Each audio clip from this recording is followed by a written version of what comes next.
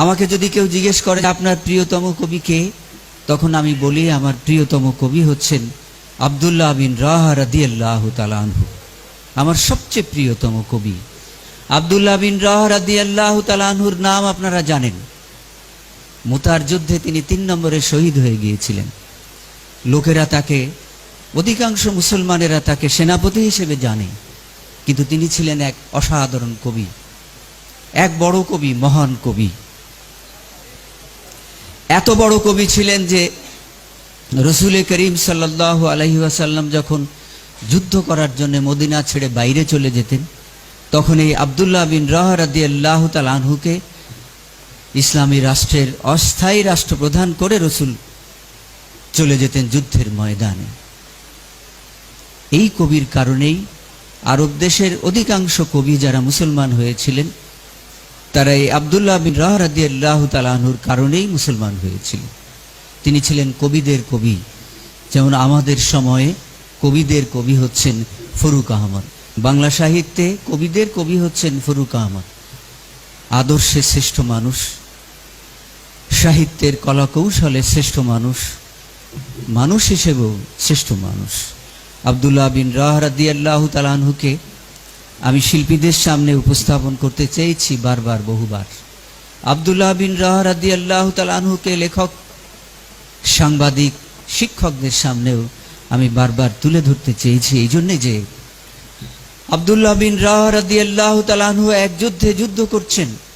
আবু বকর রাদিয়াল্লাহু তাআলা আনহু গিয়েছেন যুদ্ধের অবস্থা দেখার জন্য। আবু বকর রাদিয়াল্লাহু তাআলা আনহু গিয়ে দেখলেন যে আব্দুল্লাহ বিন রাওয়াহা রাদিয়াল্লাহু তাআলা আনহু যুদ্ধ করছেন। আবু বকর রাদিয়াল্লাহু তাআলা আনহু তাকে রাগ করে জিজ্ঞেস করলেন, তুমি এখানে কেন? তুমি এখানে কেন? তুমি কি জানো না যে রসুল ইসলামের দুশমন যারা, ইসলামের বিরুদ্ধে, কোরআনের বিরুদ্ধে যারা কবিতা লিখছে, রসুল সমস্ত কবিদেরকে মদিনায় ডেকেছেন তাদের বিরুদ্ধে কবিতা লেখার জন্য, তুমি এখানে কেন?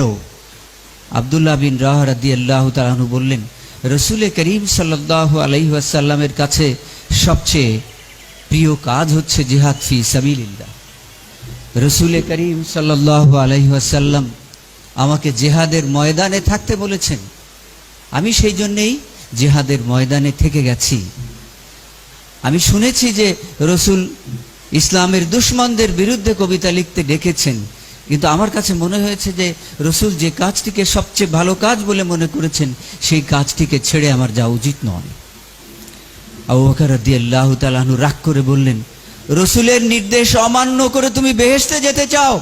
আব্দুল্লাহ বিন রাওয়াহা রাদিয়াল্লাহু তাআলা আনহু জিহাদের ময়দান ছেড়ে দিয়ে মদিনায় চলে গেলেন। সেখানে গিয়ে কবিতা লিখতে লাগলেন কাফেরদের বিরুদ্ধে, ইসলামের দুশমনদের বিরুদ্ধে। তারপর এক সময় রসুলের পক্ষ থেকে নির্দেশ এলো, বহু পরে রসুলের পক্ষ থেকে নির্দেশ এলো, তুমি মুতার যুদ্ধে 3 নম্বরের সেনাপতির দায়িত্ব পালন করবে। আব্দুল্লাহ বিন রাওয়াহা রাদিয়াল্লাহু তাআলা আনহু জিহাদের ময়দানে যাচ্ছেন, উটের পিঠে কিংবা ঘোড়ার পিঠে উঠে যাচ্ছেন, পেছনে তার ভাইপো বসা। ভাইপো কাঁদছে, ফতফত করছে, চাচাজি আপনি রসুলকে একটু যদি বলতেন তাহলে আপনার পক্ষে রসুলের কাছ থেকে ছুটি পাওয়াটা অসম্ভব কিছু ছিল না। চাচাজি আপনি মুতার দিকে আর যাবেন না, ফিরে চলুন, আমাদের পরিবারের জন্য আপনার দরকার আছে, আমাদের পরিবারটা কেবল উঠছে, আমাদের আত্মীয় স্বজন কেবল ইসলামের দিকে ঝুঁকছে, এই অবস্থায় আপনার চলে যাওয়া ঠিক নয়। রসুল আপনাকে মুতার যুদ্ধে যেতে বলেছেন, তার অর্থ আপনি শহীদ হয়ে যাবেন, এটা স্পষ্ট। সুতরাং চাচা আপনি ফিরুন, মদিনায় গিয়ে রসুলের অনুমতি নিয়ে থেকে যান মদিনায়, রসুলের কাছে আপনি গেলে রসুল অনুমতি দেবেন। ভাইপো ঘ্যানর করছে। কিছুক্ষণ পরে আব্দুল্লাহ বিন রাওয়াহা রাদিয়াল্লাহু তাআলা আনহু চিৎকার করে বললেন, তুই কি চুপ করবি? না হলে তোকে আমি নামিয়ে দেব। আমি শহীদ হয়ে গেলে তোর কি? আমি শহীদ হয়ে গেলে তোর কি? যা, নেমে যা। রসুল আমাকে যেখানে যেতে বলেছেন আমাকে সেখানে যেতেই হবে। আব্দুল্লাহ বিন রাওয়াহা রাদিয়াল্লাহু তাআলা আনহুর সময় এলো, 2 জন শহীদ হয়ে গেলেন। দীর্ঘ কাহিনী আমি বলতে পারবো না, সে সময় আমার হাতে নেই। আব্দুল্লাহ বিন রাওয়াহা রাদিয়াল্লাহু তাআলা আনহুর ওপর সেনাপতিত্বের যে দায়িত্ব আল্লাহ রসুল দিয়েছিলেন, সেই দায়িত্ব পালন করার সময় এলো, দুইজন শহীদ হয়ে গেছে। আব্দুল্লাহ বিন রাওয়াহা রাদিয়াল্লাহু তাআলা আনহু, কবি আব্দুল্লাহ বিন রাওয়াহা রাদিয়াল্লাহু তাআলা আনহু, প্রিয়তম আব্দুল্লাহ বিন রাওয়াহা রাদিয়াল্লাহু তাআলা আনহু এবার সেনাপতির দায়িত্ব পালন করার জন্য ঝাঁপিয়ে পড়বেন। ঝাঁপিয়ে পড়তে পারছেন না। চিৎকার করে আব্দুল্লাহ বিন রাওয়াহা রাদিয়াল্লাহু তাআলা আনহু বললেন, আব্দুল্লাহ, তোমার স্ত্রী খুব সুন্দরী, তুমি তো কবি, কবিতার স্ত্রীর জন্য পাগল পারা হয়েই থাকে। আব্দুল্লাহ, তুমি কি তোমার স্ত্রীর জন্য জিহাদের ময়দানে ঝাঁপিয়ে পড়তে পারছো না? তাহলে মনে রেখো, এই মুহূর্তে আব্দুল্লাহ বিন রাওয়াহা তোমার স্ত্রীকে আব্দুল্লাহ বিন রাওয়াহা তালাক দিয়ে দিল। তারপরও আব্দুল্লাহ বিন রাওয়াহা রাদিয়াল্লাহু তাআলা আনহু ঝাঁপিয়ে পড়তে পারছেন না, ইতস্তত করছেন। আব্দুল্লাহ বিন রাওয়াহা রাদিয়াল্লাহু তাআলা আনহু নিজেকে লক্ষ্য করে চিৎকার করে বললেন, আব্দুল্লাহ বিন রাওয়াহা, তুমি অনেক বড় লোক, অনেক ধনী লোক, টাকা পয়সার প্রতি তোমার লোভ আছে। তখনকার কবিরা ধনী ছিলেন, ইসলামী সমাজে কেউ গরিব থাকে না। আব্দুল্লাহ বিন রাওয়াহা রাদিয়াল্লাহু তাআলা আনহু নিজেকে উদ্দেশ্য করে বলতে থাকলেন, তুমি অনেক ধনী, টাকা পয়সার প্রতি তোমার লোভ আছে, সেই জন্য জিহাদের ময়দানে ঝাঁপিয়ে পড়তে পারছো না। আব্দুল্লাহ বিন রাওয়াহা, শুনে রাখো, এই মুহূর্তে তোমার সমস্ত সম্পত্তিকে আল্লাহর পথে বিলিয়ে দেওয়া হলো।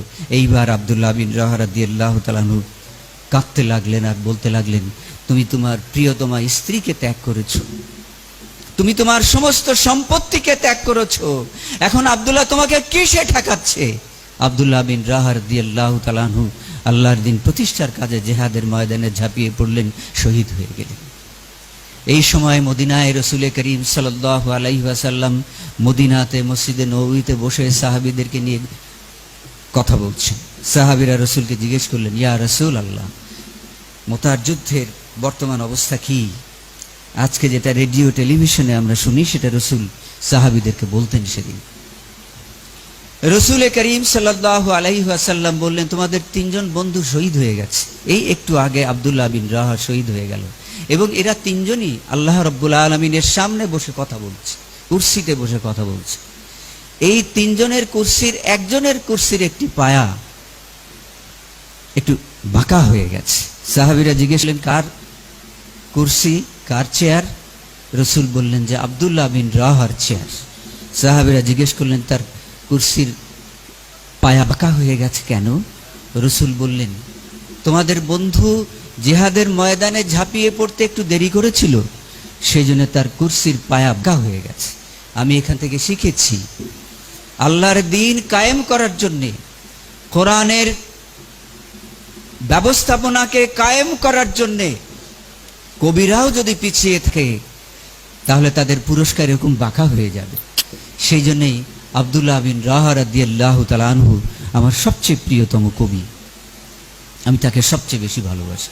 আল্লাহ রসুলের নির্দেশে তিনি জিহাদের ময়দান ছেড়ে কবিতা লিখতে গিয়েছিলেন, আবার আল্লাহ রসুলের নির্দেশে কবিতা লেখা বাদ দিয়ে কলম ছেড়ে দিয়ে জিহাদের ময়দানে চলে গিয়েছিলেন, শহীদ হয়ে গিয়েছিলেন।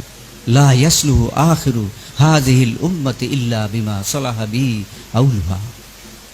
রসুলের জামানায় যেভাবে রসুল সমাজকে সংশোধন করেছিলেন, রসুল যেভাবে সমাজকে তৈরি করেছিলেন, আজকেও সেইভাবে যদি আমরা তৈরি করতে না পারি, কবি সাহিত্যিক শিল্পীরা এভাবেই যদি আল্লাহর দ্বীনের জন্য ঝাঁপিয়ে পড়তে না পারে, দেশের জন্য ঝাঁপিয়ে পড়তে না পারে, তাহলে এই কবি সাহিত্যিকদের দিয়ে কোনো কাজ হবে না। সুতরাং আজকে সময়ের দাবি হচ্ছে, এই দেশের স্বাধীনতা রক্ষা করার জন্য লেখকদেরকে ঝাঁপিয়ে পড়তে হবে, কবিদেরকে ঝাঁপিয়ে পড়তে হবে, শিল্পীদেরকে ঝাঁপিয়ে পড়তে হবে। 6টা ঘোড়া পাঠিয়েছে। 6টা ঘোড়া পাঠিয়েছে কেন? আমার কথা নয়, অনেক বড় বড় সাংবাদিক বন্ধুরা মন্তব্য করেছে, এই 6টা ঘোড়া নয়, এই 6টা ঘোড়ার সঙ্গে এসেছে এক বিশাল বহর।